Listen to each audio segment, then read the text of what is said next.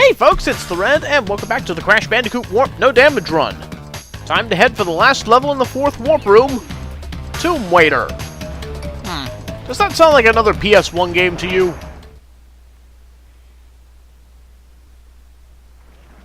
So before we begin, there's something very important I need to do. Make a goofy face! Eyebrows! Okay, now we can begin.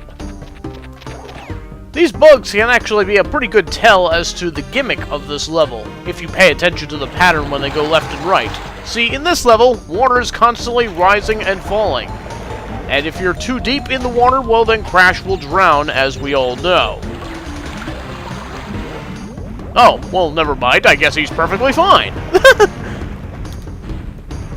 But yeah, generally speaking, you want to stay out of the water, because if Crash goes in over his head, he will drown, just like he has in games past. Of course, you can also use platforms to help stay afloat while the water is rising. Of course, this is a completely impractical way to do it. These platforms tend to be a bit safer in this regard. They tend to be just high enough that you won't go under. After it recedes, go ahead and move forward a little bit. And that's all there is to that. Also, besides those mummies that are hopping around in the spiked pillars, every enemy in this stage is completely unique for the stage theme. Pretty nice. Anyway, bonus time. Do not hit any of these exclamation points before you break the boxes down here. Ooh, I probably should have left some of those so that I could have gotten back. But no worries, I could use the Death Tornado Spin to get back across. Very handy ability, if I haven't said it already. Anyway, just a few crates to bounce on here.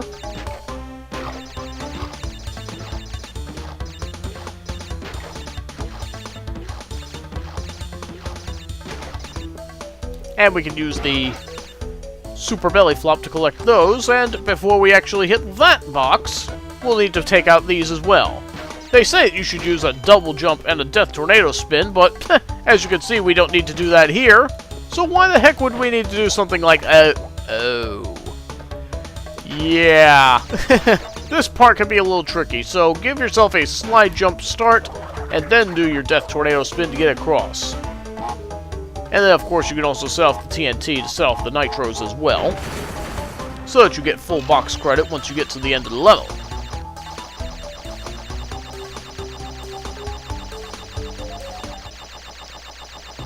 Alright, on we go. Hit this spinner real quickly and make your way to this platform.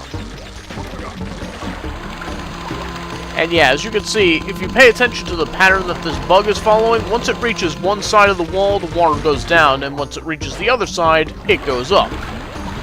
So he can make for a good guideline as to the timing of when you should move forward. Particularly useful if you're trying to speed run the level. Let's go ahead and get these cleared out.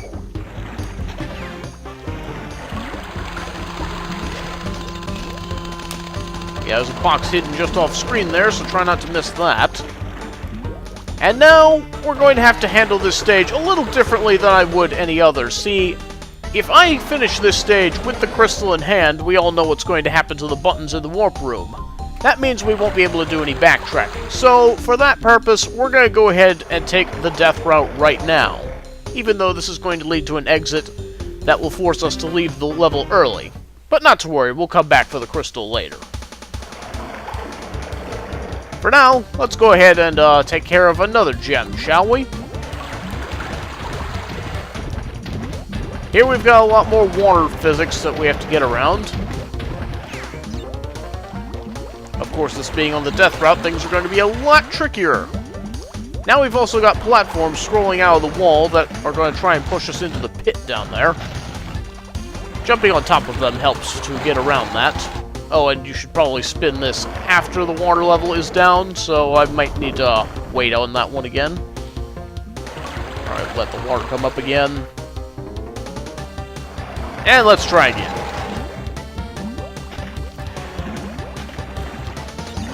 Stand on a platform, wait for the water to come up. Best to not get greedy during parts like this, because that could lead to some disastrous results. Ugh, okay. And yeah, you can see another pusher platform up ahead, so be mindful of that. And that's all there is to it.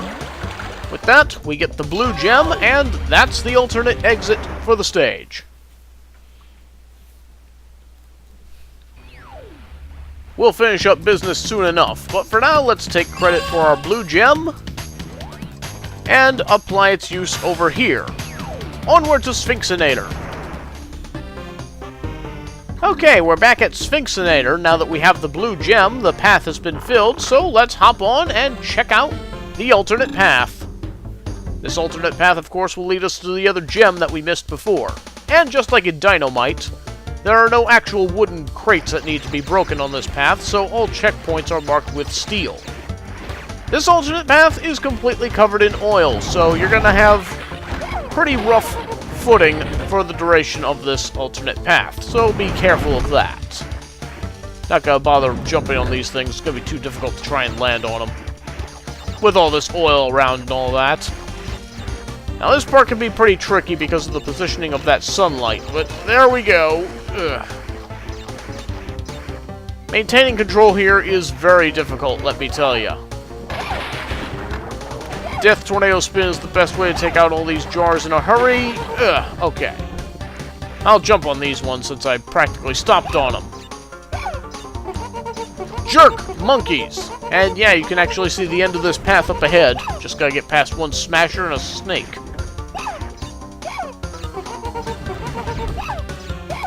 But still, gotta get my daily dose of animal abuse in.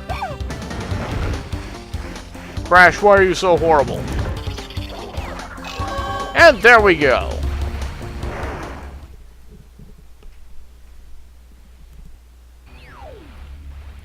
Okay, and with that, Sphinxinator is now 100% finished.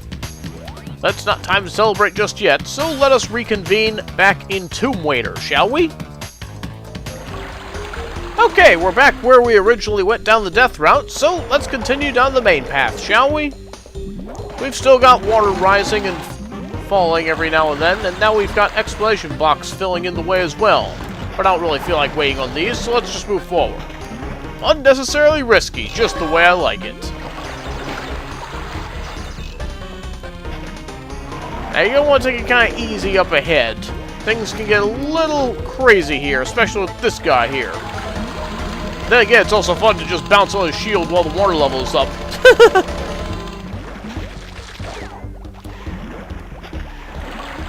That's just like me, always finding creative ways to get through levels. Now here comes a pretty tough leg. I'm pretty sure that's the last checkpoint of the stage.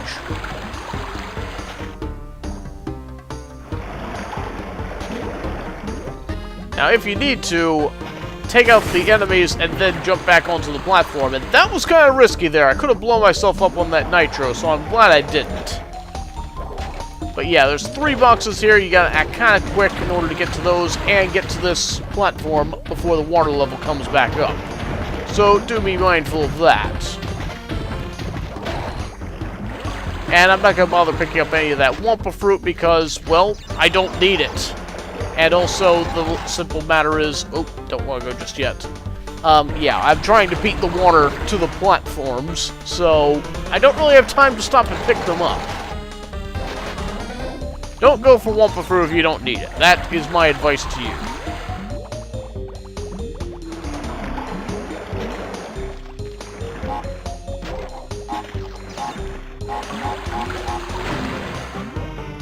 Should be getting fairly close now. In fact, there's the end of the level right there.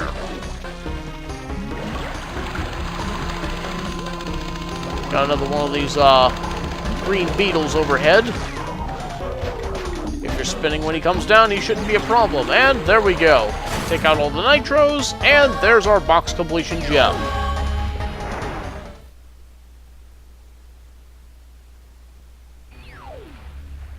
And with that, Tomb Waiter is finished. I may have made that level look easy, but trust me, it isn't. Getting the timing wrong when you're moving forward with the water rising and falling like that, or finding yourself in the wrong place at the wrong time is very easy to do in that level. But there wasn't a whole lot of that in my particular run, as you will see in the outtakes, but we'll have a look at those, and be sure to join us next time as we take on the boss, Engine. See you then! I recommend a Death Tornado Spin to take out all these jars, and try not to stand still. Ugh. Slides in order to speed up and get out of the way quickly. Petrified! Here can be a little tricky because of that. Oh, dang it! This alternate path is completely covered in oil and squishy death. We've got more trouble up ahead, though, so be wary. What the?